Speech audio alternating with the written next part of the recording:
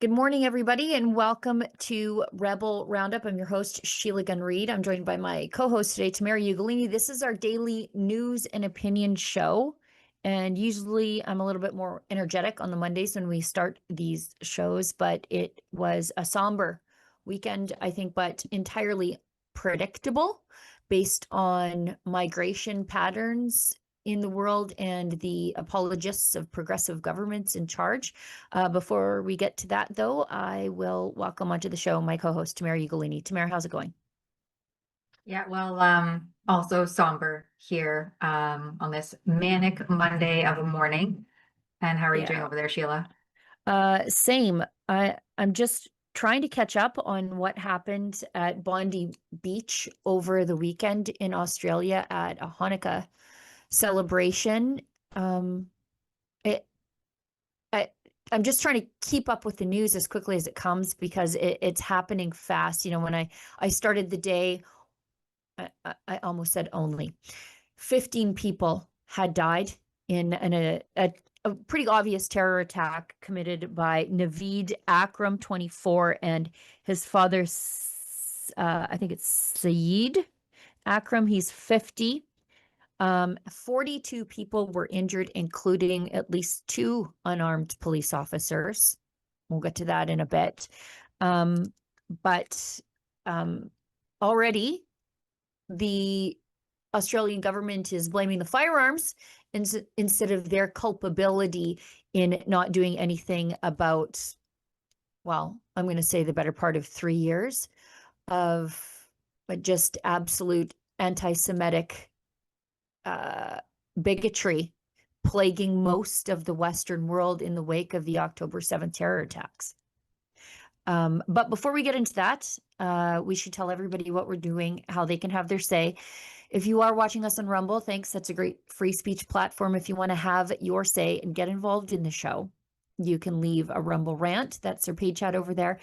And we ask you for this because we'll never take a penny from any level of government to do the work that we do, to hold government to account. And it needs holding to account more than ever. If you are watching us on YouTube, the paid chat over there is called a super chat. And if you are unable to catch the live version of the show, but you still want to support our work, you can leave a super thanks. That's the paid comment over there. So I think we should get into a little bit of the reaction of the public to what happened in Bondi Beach. We've got this first piece from our friends in Australia, and we do have an Australian team. We've got Avi Yamini, who immediately went live, and everybody who works behind Avi. You see Avi, but there's a whole team that just jumped into action with Avi yesterday as he did his best to cover the news as it was breaking. And many of you know that Avi served in the IDF. So this is very close to home for him, not only as an Australian, but as a proud Australian Jew. So Anthony Albanese, he is the Australian Prime Minister. He's facing mounting pressure over his government's response to anti-Semitism, or his lack of response to anti-Semitism. I think we're seeing the fruits of the lack of his labor over the deadly Bondi Beach terror attack, with Israeli officials and international figures issuing stark warnings to Australian leaders. So it's the deadliest attack targeting Jewish civilians since Hamas militants killed 1,200 people in southern Israel on October 7th. Maybe we can go to this clip from Netanyahu, Israeli Prime Minister Netanyahu, slamming Prime Minister Albanese for his weakness. And he goes one step further, inciting anti-Semitism. I think I'm being probably too fair to him when I say he has turned a blind eye to it. A lot of the Western world has actually enabled it through hands-off policing or even recognizing a Palestinian state as a reward for their terror attack. So let's go into this clip. On August 17th, about 4 months ago, I sent Prime Minister Albanese of Australia a letter in which I gave him warning that the Australian government's policy was promoting and encouraging anti-Semitism in Australia. I wrote, "Your call for a Palestinian state pours full fuel on the anti-Semitic fire. It rewards Hamas terrorism. It emboldens those who menace Australian Jews and encourages the Jew hatred now stalking your streets. Anti-Semitism is a cancer. It spreads when leaders stay silent. It retreats when leaders act. I call upon you to replace weakness with action, appeasement with resolve. Instead, Prime Minister, you replaced weakness with weakness and appeasement with more appeasement. Your government did nothing to stop the spread of anti-Semitism in Australia. You did nothing to curb the cancer cells that were growing inside your country. You took no action. You let the disease spread.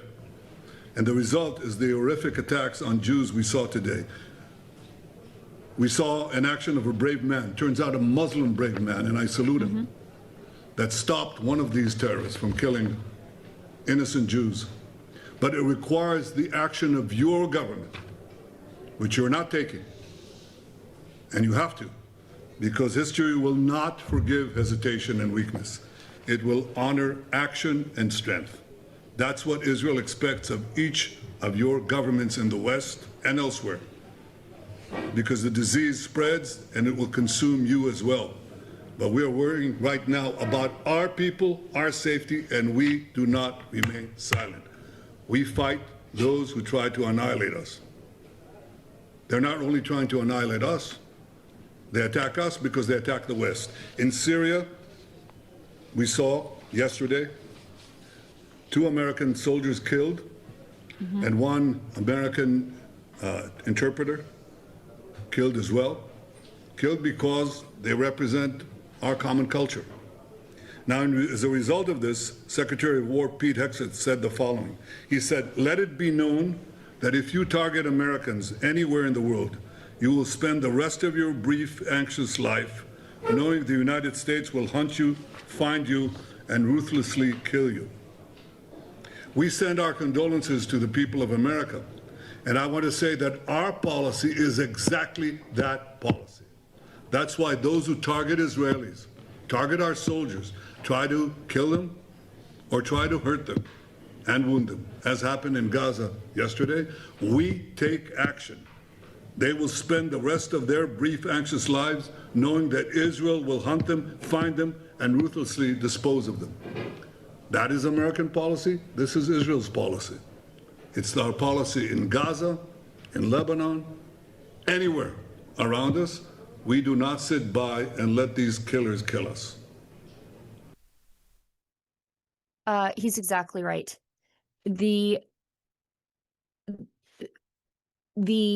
Albanese government bears a burden here. They share a lot of responsibility for having done nothing, and worse than nothing, condemn the Israelis for defending their people. And now the murder has come to their shores.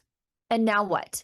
Should the world condemn the Albanese government if they decide maybe at some point to defend their Jews? Because, I mean, that's what Israel's doing. Israel is being condemned for defending their Jews. Unarmed cops, by the way. Unarmed cops, a police station up the road, unable to do anything because they have disarmed their civilians in this country by and large. Tamara, I haven't let you say very much, so I'll just be quiet now and let you have your say. Well, the most disturbing part for me is just some of the ages. Like these were innocent. I mean, any death is a tragedy, and this is even marked more senseless by the fact that they're celebrating a highly sacred religious holiday. And there was a 10-year-old involved. Yeah. 15 people so far. Their counts could be more. 16, including it's 16 now. There you go. Including a 10-year-old and a Holocaust survivor were killed. Yeah. Are we still saying it's about Israelis? Or can we disabuse ourselves of that stupid excuse? Because there's no reason why you're targeting a Hanukkah celebration in Australia if this were about Israelis. We'll get to it later, but they're also targeting Hanukkah celebrations here in Canada. You want to tell me it's still about Israelis? It is definitely not about Israelis. This is a bigotry as old as time, and you're using the Israelis defending their people as your new excuse for your age-old bigotry. Here's what we can tell you about the shooters involved. My goodness, a 10-year-old. The shooters were father and son, aged 50 and 24 respectively. According to the Australian Home Affairs Minister, Tony Burke, the father arrived in Australia in 1998. Guess what? On a student visa. Later transferred to a partner visa in 2001, and then he obtained a resident return visa. The son, of course, was Australian-born. The father was killed at the scene. He's a member of a gun club. He possessed at least 6 licensed firearms. We'll get to that in a second, because that is already what they're gonna do. They can't deal with the fact that they've got a problem with anti-Semitism that they could very easily and quickly deal with. They're gonna blame licensed firearms owners. Licensed firearms owners could have put a stop to this a hell of a lot quicker than what happened if there were just one of them there. If somebody there knew how to use a firearm, but nobody did. If the police had firearms. The son, okay, and also, if somebody in your immediate family has ties to ISIS, he should not, look, I'm not cheering for stricter gun control here, but why does somebody have 6 firearms when their son has ties to ISIS? Because he did. His home he had been known to police since 2019 for close ties to a Sydney-based Islamic cell. But he was deemed not an immediate threat. Both gunmen had pledged allegiance to the Islamic State, and 2 Islamic State flags were found in their car. There's also another man and a woman taken into custody post this. So this looks like a terror cell. But instead of a little bit of self-reflection, instead of saying 16 innocent Jews are dead because we failed to act on this rising tide of anti-Semitism, the government is blaming right-wing terror. We've got a clip here. Right-wing extremist groups. This is not a right-wing extremist group. This was an Islamic radicalized terror cell, it sounds like, that has been given license to operate, and everybody turned their eyes away. Let's see this clip from Cauldron Pool. We take ASIO's advice very seriously. We work closely with them. We receive regular updates as well. The Director General of ASIO has warned about a range of threats, be it anti-Semitism, the rise of right-wing extremist groups as well, and we continue to work closely with our security agencies.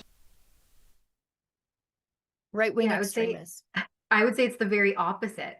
Sure it is. It's the left wing, violent left-wing extremist agitators that are equally and similarly here in Canada unleashing on our streets unabated every single weekend. It's not farmers, ranchers, conservatives, blue-collar builders types that are marching with the Hamas radicals every single week in every city in the Western world. It's the unions, it's academia, it's the bureaucracy. Those are not your right-wing strongholds. These people can just quit trying to gaslight people. They failed, now people are dead. And guess what they're gonna do? Prime Minister says, this is from the Wall Street Journal, the Prime Minister of Australia says the suspects acted alone while they arrested 2 other people. But even if it was just the 2 of them, that's not a lone wolf attack. That's a terror cell.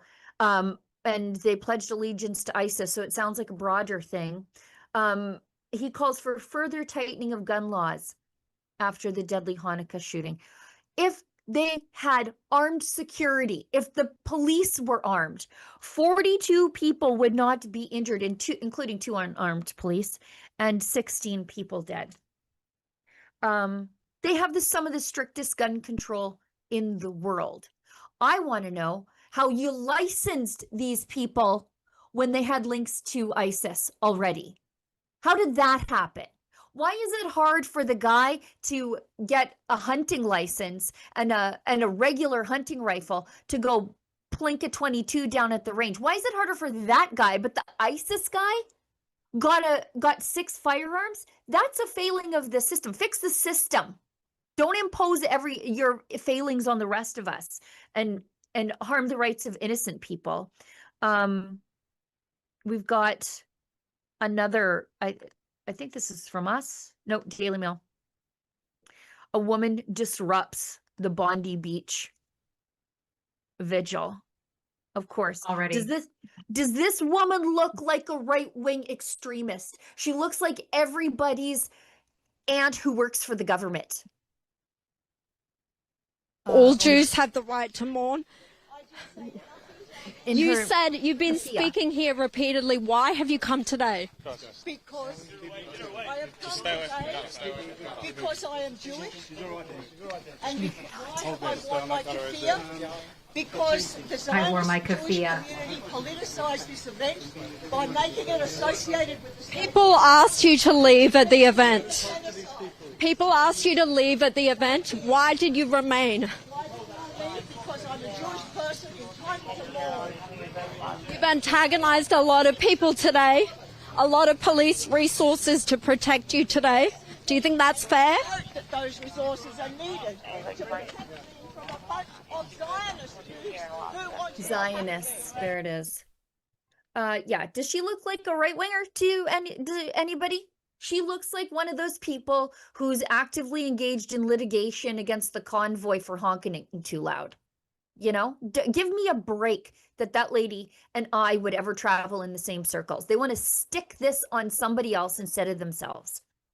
It's exactly the type that you see out on the streets, protesting, chanting genocide with their keffiyehs and their pro-Hamas rhetoric on the streets of Canada. It reminds me of that one. There's this one, and I think that article actually calls her a serial protester. And there's one we have in Canada also who has been held in jail. I don't remember her name. Deanna but she's- Sharif? Is that her? Yes, thank Yeah. you. Thank you. And this woman reminds me almost textbook of Deanna Sharif, who we have these serial protesters out on the streets. They're violent, they're aggressive, and they are agitators. And so this woman being marched away again by unarmed police, because if they had armed police, perhaps this devastation wouldn't have been so far sweeping. Then maybe the situation would have been able to be under control a lot faster than it was. And actually, I just wanted to throw to, because Ezra did a comparison Yeah. with I'm just trying to find it. So he yesterday wrote this up. Will Muslim terrorists attack Canada like they just did in Australia? Because Australia, as he writes, isn't a country you might normally associate with terrorism, but neither is Canada. And yet we have been remarkably similar in our approach to Islamic extremism, which has allowed for, and by way of not enforcing laws and peacekeeping, which, you know, police are always like, oh, we're here to keep the peace. Well, they Right. repeatedly fail to do so when you have these pro-Hamas protesters out on the streets, Yep. antagonizing and whipping up. I mean, when they had the Sinwar skit that they did at Bathurst and Shepherd, flying in the face of the Jewish community there. Did we Where's just the forget? police who are keeping peace in all of this?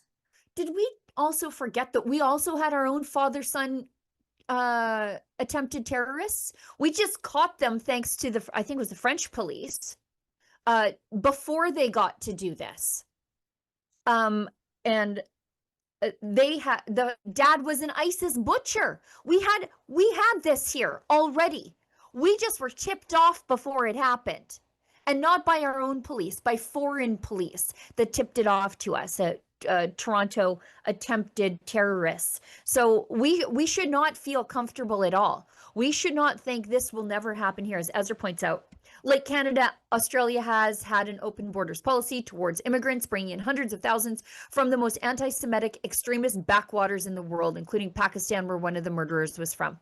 None of these migrants is vetted for their anti-Jewish, anti-Christian, or anti-Western values. Like Canada, Australia's government and media have tolerated public expressions not only of deep anti-Semitic hatred, but of support for violent terrorism, including massive marches in support of Hamas and chants calling for a worldwide anti-Semitic pogrom to globalize the Intifada. Yeah, what do you think globalize the Intifada means? This is it in practice. So-called hate speech laws were never used against the Islamists. They're reserved for right-wingers who speak out against Islamists and now are priests and pastors from the pulpit. And like in Canada, Australia has publicly aligned itself with the terrorists, unilaterally declaring support for Palestinian sovereignty under its current Hamas leadership with no conditions. A symbolic move for which Hamas publicly thanked Australia and Canada. We should have deep, unmitigated shame for that. It was an unmistakable signal that Australia and Canada are happy to deal with murderous terrorist regimes. So I ask again, if those conditions were sufficient for a terror attack in Sydney, why wouldn't they be sufficient for a terrorist attack in Toronto, Montreal, Ottawa, or other Canadian cities? And then Ezra notes, and we're already seeing it. And there's one more thing I've got to mention. In Australia, like in Canada, it's very difficult for law-abiding people to arm themselves with firearms. News reports say that there were half a dozen private security guards at the Bondi Beach event, but that they were unarmed. What's the use of that? In fact, eyewitness reports say that the Sydney police arrived on the scene, but instead of immediately engaging with the terrorists, they hid out of fear. It was a local bystander who rushed one of the terrorists, grabbing his gun. And Ezra says, I deeply fear what is to come in Canada. We've already seen plenty of dry runs, anti-Semitic crimes, and I mean real crimes, not just feelings. They're so common, they no longer even make the news cycle. One Jewish girls' school in Toronto has been attacked on 3 separate occasions by gunfire. A synagogue in North Toronto has been vandalized literally 10 times. And each week, a group of Hamas supporters drive into the heart of a Jewish neighborhood right in the middle of the day and walk through residential streets, screaming at every Jew they can find. Police don't stop them. They escort them. And then Ezra goes on to list, and he actually even missed the most recent one where they actually caught the father-son terror duo.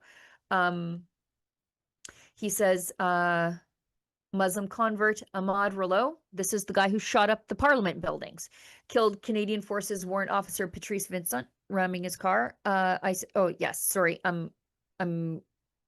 confusing one for the other. So there's confusing Ahmad your Rouleau. terrorists, Sheila, because there's just so many. In Ottawa. So Ahmad Rouleau killed warrant officer Patrice Vincent, ramming him with his car. Then Michael Zahaf Bibo shot up the Parliament buildings while our MPs were inside, killing Nathan Cirillo, and he stormed Parliament, leaving Nathan Cirillo's little boy fatherless. Somali extremist Abdullahi Sharif stabbed Edmonton police officer Michael Chernick, who is a really good dude, and then rammed a car into 4 bystanders after an Edmonton Eskimos game. There's the Toronto 18 terror plot. You should know that the boys from Coots got stiffer sentences than some of those guys. And then, of course, we had the recent guys who their plot was foiled. 2 of them were plotting terror attacks on Jews, and that was foiled. Father-son, ISIS ties, one of them being a prominent ISIS butcher. So if we think we're safe, we should quickly put that idea out of our minds and demand that our politicians do something about it. But I'm not sure that they will. Should we? Well, I'll let because you this is pick the where we go post next. that we get from our politicians here in Canada. Mark Carney writes last night, more than enough time to condemn this, on an immensely painful day for Jewish people. That's it. That's it. The community came together here in Ottawa to mark the beginning of Hanukkah. To the Jewish people across Canada and around the world gathering with your loved ones during this holiday, may you take comfort in your community and faith. Even in times of darkness, light will prevail. And then he posts this video of some of the lighting ceremony. I don't know, 21 seconds. I don't know if it's worth actually it doesn't playing it. matter. You know what? The point is that he's standing there with an armed guard, but Jews don't get that. He's armed, or at least he's offloaded. Protected. He's offloaded his personal security onto somebody else, which we don't get to do. Which our Jews don't get to do. They don't get to have armed security at their girls' school. They don't get it at their synagogues that are consistently attacked. And I'm not just saying this is something for Jews. This is something for all of us. We all should be able to defend ourselves in an increasingly dangerous society, thanks to people like Mark Carney. But we don't. He does. He's more important than the rest of us. We have nonsense from Mark Miller. I don't care about Mark Miller. I have no patience for any of these liberals. No patience. I don't care about their words because Canada is as unsafe as Australia, thanks to them. So Yeah, I don't care. During his tenure as brief immigration minister, he could have done something about any of this and opted for optics instead. Yeah. And again, if we think it is about Israel, about, you're an anti-Zionist, which is just your the way you justify your Jew hatred to yourself, I guess, then why are you protesting menorah lightings? For example, if you protested a group of nuns saying the rosary, I would immediately call you anti-Catholic, because that's what you are. So Toronto, the anti-Israel mob from our friend Efron, protesting like almost the same time yes. as this Bondi terrorist attack. Couldn't even put it aside for one day. Protesting the Jewish community's menorah lighting. And we showed up with there with the no hate billboard because we know what side we're on. We've got a video. Let's show Efron's video and show the crazy people. Like I said, it's like speaking Latin to demons. They just lose their marbles every time they see a Jew.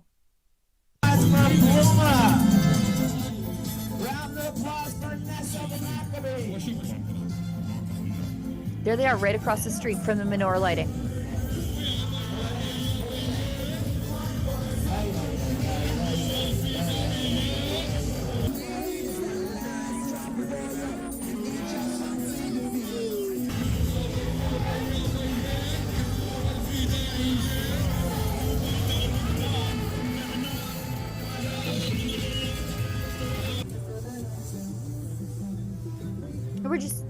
We're going to say it's about anti-Zionism, are we? We're going to keep saying that?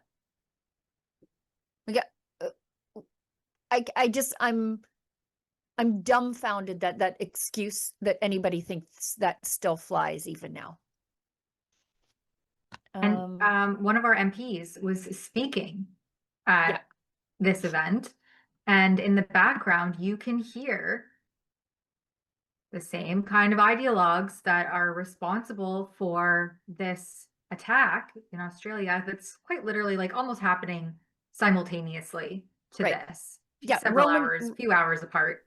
Yeah, this is Roman Baber. He's speaking at the Toronto Public Menorah Lighting at Bathurst and Shepherd, the Jewish community that is constantly plagued by these anti-Semitic cosplay ghouls, and a proud Jew himself. Let's listen. Listen to them heckle me and threaten me in real time. Right across the street, they're threatening me in real time. Well, I got news for them. I'm in a great mood because we just lit the menorah collectively and bet you that regardless of whatever it is you do, we're going to light the menorah for another 2,000 years. There you go. Chag Sameach, everybody. Thank you. Yeah, good for him. If I were somebody who is pretty openly Jewish, I would be very worried for my safety. Very worried for my safety in Canada. I worry about Ezra. I really do.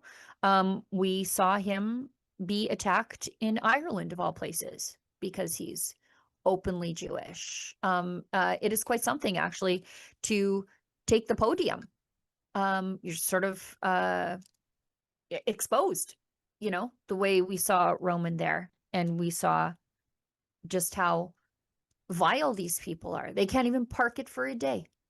Like they don't even, they're not even remotely even concerned about the optics of how disgusting they are, because they have the support of the government and the media, I suppose. And just on the, what was it, 2 or 3 weeks long heel of raising a Palestinian flag in the city of Toronto, we have Mayor Olivia Chow coming in with her heartfelt condolences to the Jewish community in Australia. And she says, here in Toronto and across the world, after the horrific terror attack on the Bondi Beach, where families gathered to celebrate Hanukkah, a festival of light, hope, and perseverance. And she says that she knows the fear you feel is real while celebrating your faith. Gathering with loved ones or simply being visible. You deserve to live freely, openly, and safely in our city. Well, where was that kind of language? Well, I think it was 3 weeks ago, maybe less than, when they were literally flying the Palestinian flag at City Hall. I think she maybe Olivia, you can help me. I'm trying to remember. I think we reacted to it on the show. Didn't she accuse Israel of committing a genocide? Her rhetoric has contributed to the problems facing the Jewish community in Canada. Canada's largest Jewish community, one of our oldest, I think our oldest Jewish community, but pretty rich from this hypocrite, because she didn't go to the menorah lighting after the terror attacks on October 7th. She said it was too political, so she didn't go, because she knows who her voters are. And she's looked at the demographics. Oh yeah, we can show that. So this lady saying that she understands what the Jewish community is going through, she's contributing to that. She got on the pylon and then she justifies it. Listen to this. This is just a couple of weeks ago. We feel the pain of what happens around the world. Do ya? The genocide in Gaza impacts us all. Our common bond, our shared humanity is tested. And I always speak out when children anywhere are feeling the pain and violence and hunger. What's happening in Gaza is Israel preventing a wide-scale replication of what happened on October 7th over and over and over again. She's just revolts me, that woman. I frequently mock her because I think she's not a bright lady, but and usually I can chalk it up to, you're not evil, you're just wrong and stupid, or you're not evil, you're just wrong. She gets to be evil, wrong, and stupid. She gets the trifecta. Just the absolute gall of this woman. I think she was at the menorah lighting with Evan Solomon, if I recall correctly. I'm looking at this. Well, and of course she has the comments also turned off, so that you can't even engage.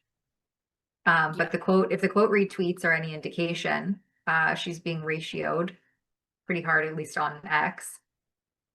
This looks like a hostage video, by the way. Let's hear what they have to say.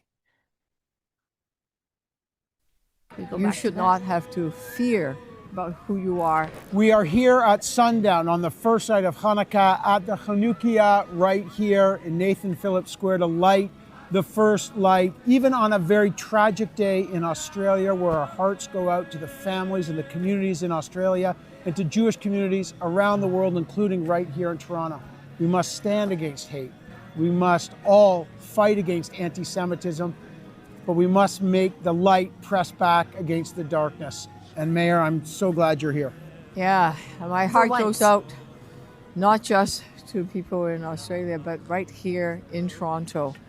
As the Jewish community celebrate Hanukkah, you should not have to fear about who you are, what you believe in, and be able to celebrate this beautiful day of light, preference, and hope. I hope those two idiots find out who's in charge of this country and Toronto, and then get them to do something about what's happening there.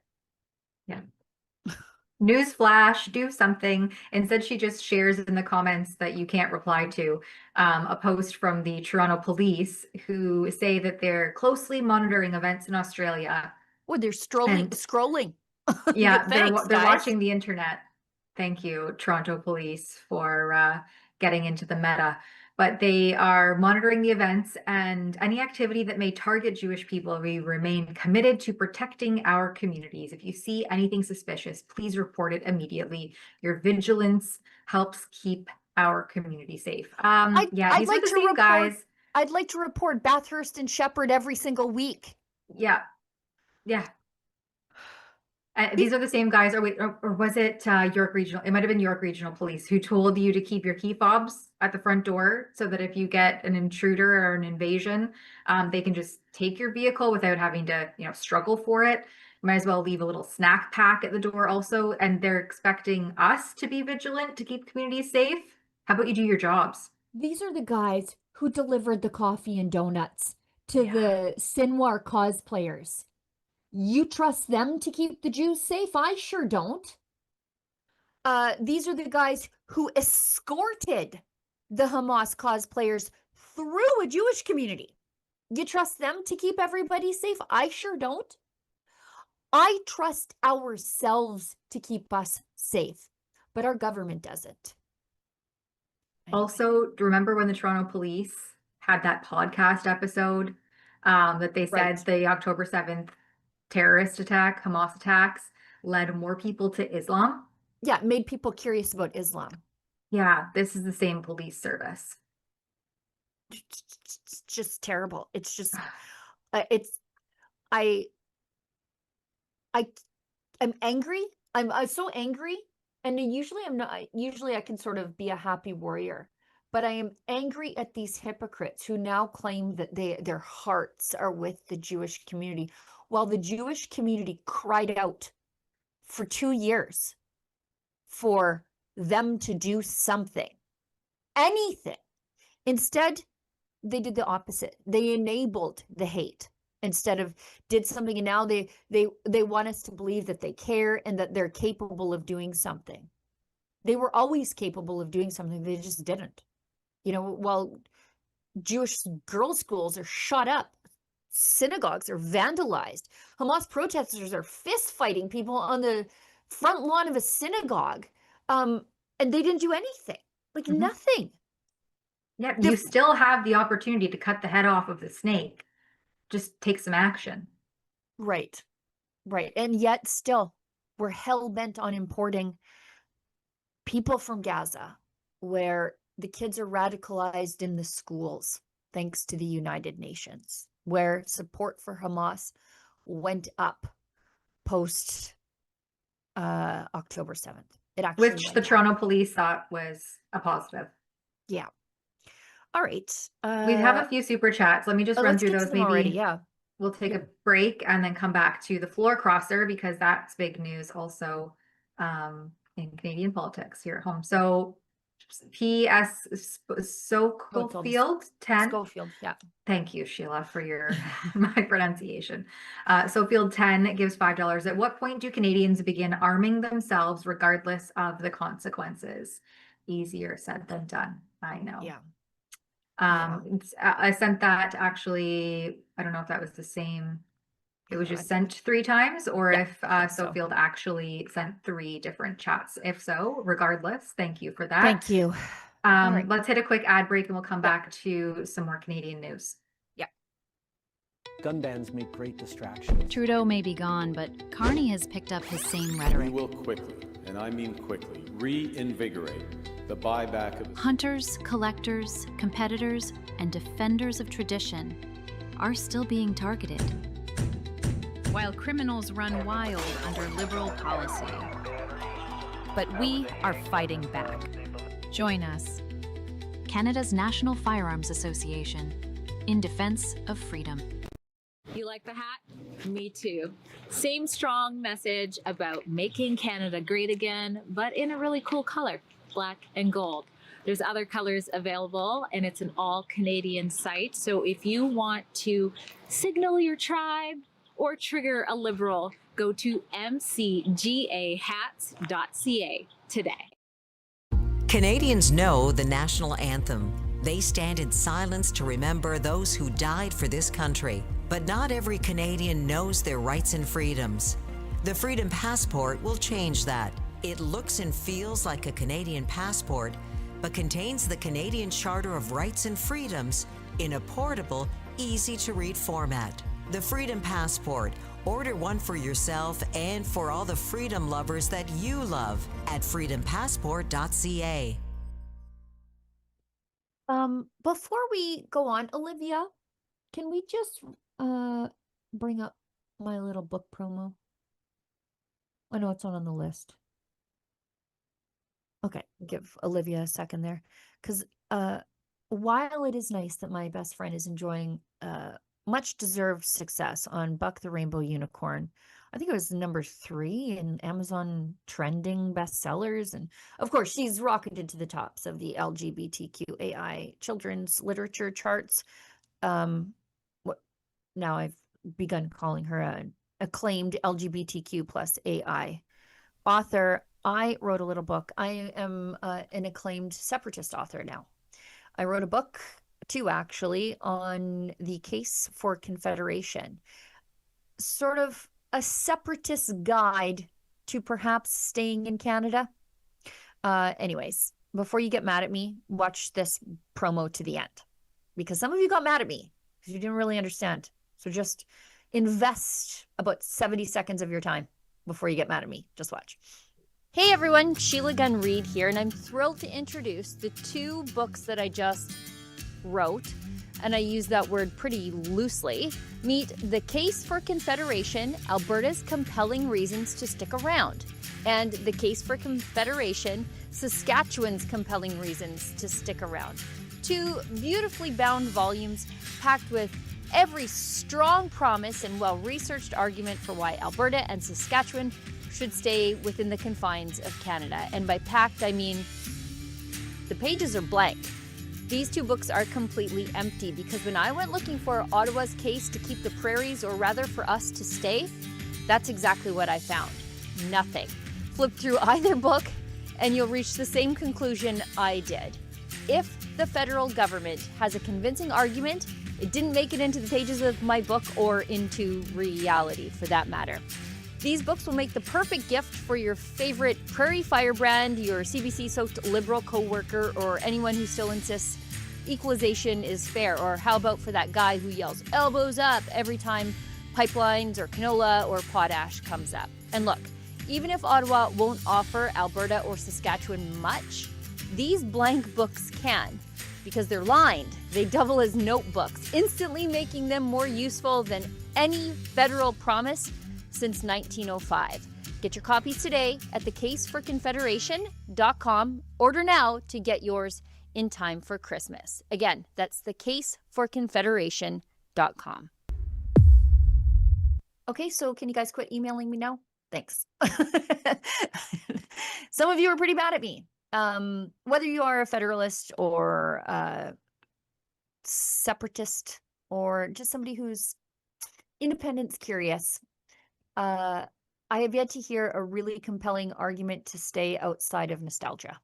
And anyways, like I said, get this fun little book for the person in your life who needs a new notebook. Basically, it's stationary, and it's just a fun cover. But I thought it would be fun to have those creep their way up the charts and irritate the Forever Canada people out here. And you can get yours at thecaseforconfederation.com. And I really like the Saskatchewan cover. It looks like an old farm poster. All right, that's it. Thanks for indulging me, Olivia and Tamara. I'll let you take it from here, Tamara.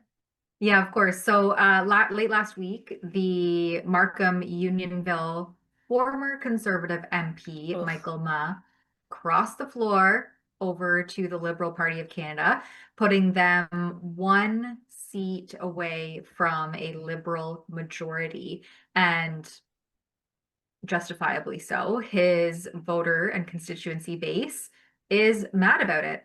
And so we have this clip here, also from Efron, who was there while they protested and have been soliciting signatures for this petition calling on him to resign in light of his flip-floppy politics. Look at this. 咩佢咪阿 Mark 你嚟？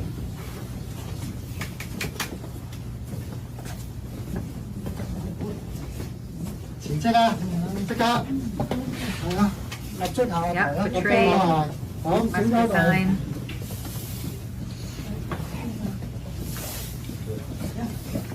Calling him a traitor. 辭職交代，出嚟回應，冇錯。They're ringing the bell, but nobody's home.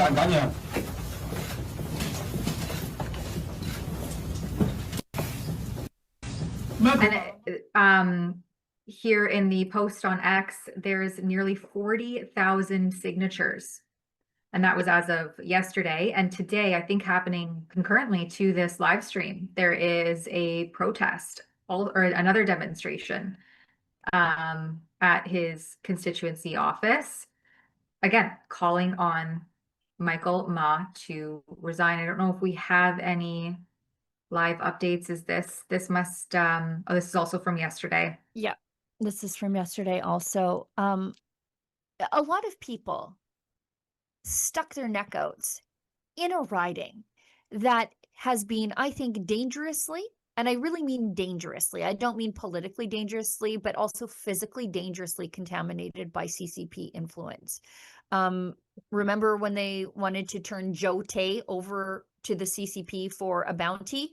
So to work for the anti-CCP, which I say in heavy quotations, but at the time, that's what people knew him to be, the anti-CCP Chinese-Canadian conservative candidate in that riding would spell some personal jeopardy for you if you were door knocking, advocating for him, especially if you had ties to Hong Kong and family there, that you were willing to stick your neck out, not just reputationally, but I think physically in some regard, to get this loser elected, for him to only turn around and cross the floor to the Liberals just months later. It's revolting. He should resign.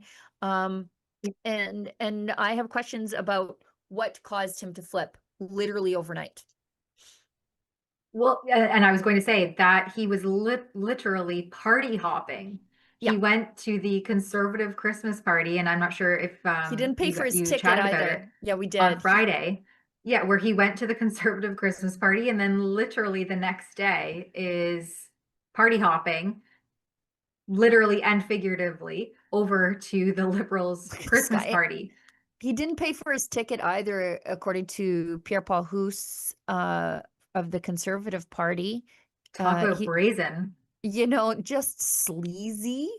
Michelle Ferreri, former Conservative MP, also tweeted. Can we dig up her tweet? I don't know the veracity of this, but I think it's interesting because Andy Lee showed him meeting with Victor O, who was a senator that the Conservatives themselves told on for taking trips to China paid for by the CCP. So if you're ever worried about whether the Conservatives are concerned about Chinese influence, they were telling on themselves anytime they saw one of their parliamentarians, let's say, parliamentarians, so either an MP or a senator, if they saw something a little hinky, they were telling on themselves. They wanted to make sure that they were politically pure on that issue. But Andy Lee notes that not only did Ma meet with Victor O, but also senior Chinese officials and a guy who's a person of interest for CSIS, okay? And then I think Michelle Ferreri noted that, was it the Chinese ambassador that Ma met with not all that long ago? So I don't know what happened there, but and I'm willing to cut the guy some slack, not for being a sleazeball. Michelle Ferreri is the one with the tweet, unless she took it down. But I'm actually willing to cut the guy some slack because we know that the Chinese consulate was doing some shady things And Chinese diplomats were following and intimidating Michael Chong in Toronto. And so it makes me wonder. And also, similarly, pressure campaigns were organized against Kenny Chiu in British Columbia. Now, those two guys didn't buckle to CCP harassment and pressure. But what if Michael Ma did? You know, what if it wasn't like Mark Carney saying, and again, I don't have any more information than anybody else, but I've had a couple of days to ruminate on this and formulate my conspiracy theory. So please allow me to indulge myself. Maybe Michael Ma did bend to the pressure. Like maybe it wasn't something that Carney offered him. Now, Carney was happy to be the beneficiary of Michael Ma buckling to CCP pressure, but maybe it was CCP pressure that did this to him. I don't know. And at this point, I'm wondering CCP, I don't care. Liberal It's Party, bad either way. Yeah, what's the difference? What's the difference? Like it's bad either way. He could have resigned. You know, he could have just resigned and said, you know what? I'm done with politics. Sorry, family issue, personal And this issues. is why, or ousted it and said, hey, there's too much interference, foreign interference happening, and this is why I'm leaving and go to an election. Right. Michael Ma, put your elbows up if you need help, as Lise said. Like signal to us that you need some help. I don't know what's going on there. I also don't exactly know what's going on in BC. I'm following Drea's interpretation. I'm watching from afar. Again, I have my own conspiracy theories. I'm not quite ready to share them with you. I may never be able to share them with you, but I am, and I'm removed. So I'm on the other side of the Rockies. I'm minding my own business. I've been cheering for small C conservatives in BC. I think all the bad things that are happening to Canada, if you want to see them in two convenient places where you can see them all at once, Toronto's one place, Vancouver's the other place. So I'm really cheering for conservatives in British Columbia. But we're witnessing the implosion of 1BC. And I don't have any inside details there other than what Drea is telling me. She's closer to it than everybody else. I think Drea is universally liked amongst conservative circles, both in the BC Conservative Party, but also in 1BC. She treats everybody fairly. You know, Drea, she calls it like she sees it, even if it's difficult. And I think that's what people like about Drea, or one of the many, many things we like about each other. But over the weekend, as the world was watching a terror attack, 1BC, which was the upstart to the right of the BC Conservative Party with Dallas Brody, it just absolutely self-destructed. So Drea lays it out for us, and I think I'll just go through this because I don't have any other information than what's in here and my own speculations. She gives a detailed timeline of the events leading up to Kelowna Lake Country MLA Tara Armstrong, who was also booted from the BC Conservatives, replacing Dallas Brody as leader. And it shows how a staffing shakeup escalated into a full-blown party crisis in a matter of hours. And it happened all live on X. Like, it was crazy. In a span of 36 hours, 1BC, the breakaway party formed by former BC Conservative MLAs Dallas Brody and Tara Armstrong, imploded in full public view, ending with a constitutional rewrite, Brody's abrupt ouster as leader, and Armstrong taking control of the party. On December 12th, Juno News reported that 1BC leader Dallas Brody had fired 3 senior employees, and that Wyatt Claypool, who you know from here, had assumed the role of interim chief of staff. Juno further reported that Tim Thielman, a former BC Conservative candidate, was no longer employed by 1BC following internal allegations of unauthorized activity, though Brody had not publicly made such claims. Juno noted no formal statement had been issued by the party at that time. Separately, a confirmed source told Rebel News information that suggests Othman Mekhaloufi, who had been serving in media and communications for the party, was likely one of the 3 individuals let go from the party. The night, like this is happening so fast that she's got to put time on it. The party's director of outreach, Chris Erickson, took to X to address speculation, writing, "For the record, I'm still working for 1BC and fully support Dallas Brody." Not even 2 hours later. "Thank you, Chris. Fantastic member of our team. We're working to continue to grow." Like an hour later, Saturday morning, wee hours of the morning. The perception that the party was somehow unified quickly changed when Paul Ratchford, who had been serving as the party's executive director and board member, addressed Tim Thielman's departure in his statement, praising and crediting the former chief of staff as the force behind Making a Killing, the documentary. But by the next afternoon, Tara Armstrong said every single word of this. "Thank you, Tim, for everything."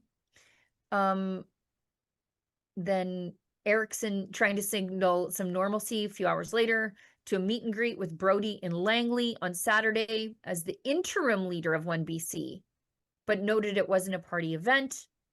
And then like 20 minutes later, Armstrong says, "I've lost confidence in the leadership of Dallas Brody." An hour later, newly named chief of staff defended Brody, saying Dallas Brody's a great leader, exceptional person. 2.5 hours later, Brody signaled confidence that she would remain leader, saying that we're experiencing a little turbulence. 20 minutes later, technical difficulties on the email account. 3 hours later, not even 3 hours later, saying that Brody had been removed by the board of directors, and the party's X account by Sunday morning was posting that Brody was gone. And so I don't know what's going on. They said now 1BC has reversed Ms. Armstrong's position back to House leader, not party leader. So I guess technically they don't have a party leader. They have just a leader in the House. And it's a big mess. And I don't know who's sitting as an independent now, who's in charge of the party. Drea's doing her best to figure out what's happening. And this is like from yesterday. So it could be something different even still. What a mess. Literally the course of a weekend.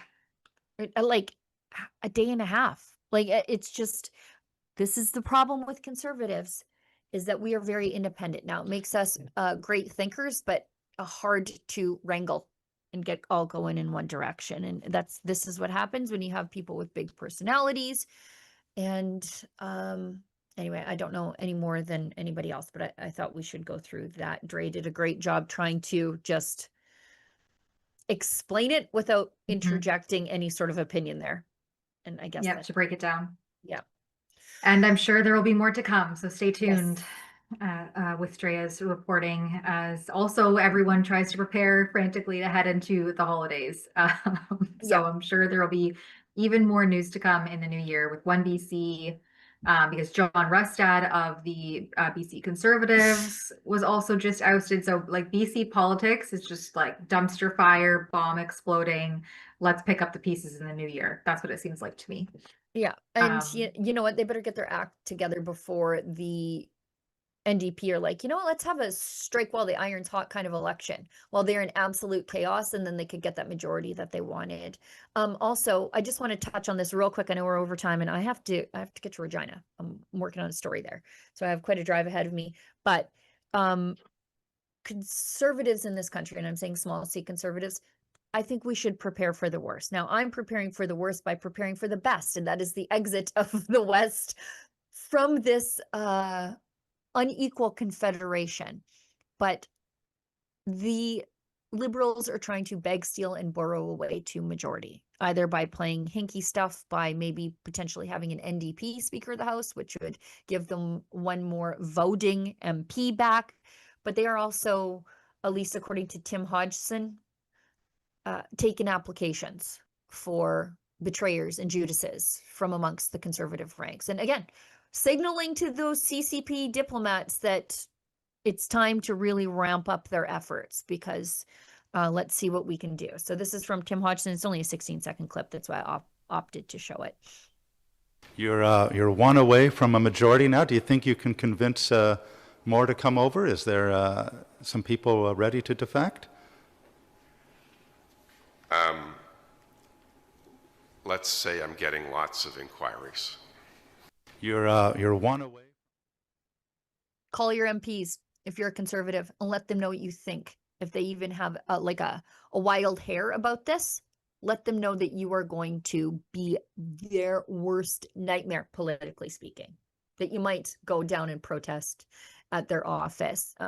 We'll show up with the billboard truck. We'll never let you live it down.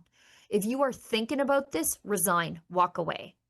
Don't disenfranchise everybody who worked hard and donated to you to get you elected, a la Michael Ma and that loser out east. Let's just run through a couple of these last super chats here.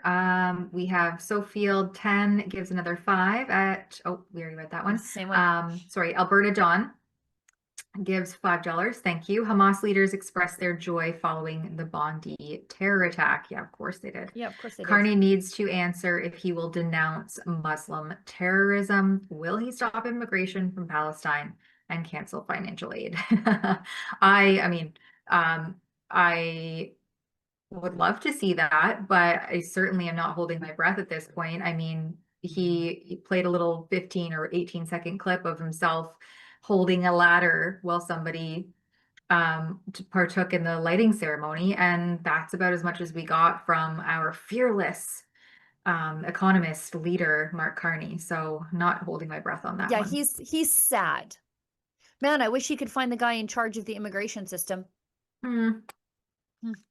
Yeah, or the seventh person in 7 years to handle such a massive, important portfolio, Lena Diab, who isn't she is one of those people who I actually don't attribute evil to her. I think she's just dumb and wrong.